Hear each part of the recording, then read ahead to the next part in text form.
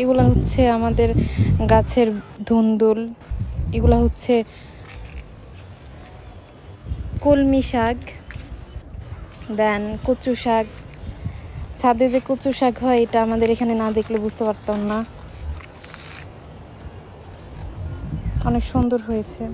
এগুলো হচ্ছে পাট শাক, যেগুলো এখনো বড় হয়নি, তারপর আপনাদের দেখানোর জন্য ভিডিওটা করা। অনেক সুন্দর হয়েছে এগুলা, মাশাআল্লাহ।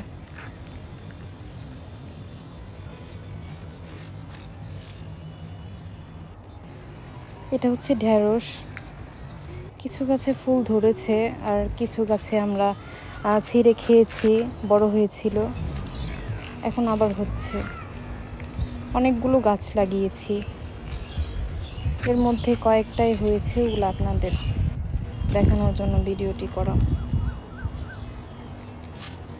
ছাদে যে এত সুন্দর ছাদ কৃষি করে সবজি উৎপাদন করা যায় সেটা নিজেরা না করলে বুঝতে পারতাম না। এগুলো হচ্ছে আমাদের গাছের কাগজি লেবু, অনেক সেন্ট, লেবু কিনে খাওয়াই হয় না। এগুলো হচ্ছে বরবটি, যেটা আমার খুব ফেভারিট একটি সবজি, অনেক সুন্দর মাশাআল্লাহ। অনেকগুলা ধরেছে, প্রতি একদিন পর পরে অনেকগুলা করে ওঠানো গাছ থেকে তুলে নিয়ে আমরা খাই।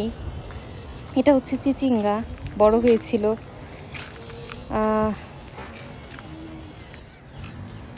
এটা হচ্ছে ফাইনাল লুক, গাছ থেকে তোলা বরবটি কিছু আর একটা লেবু।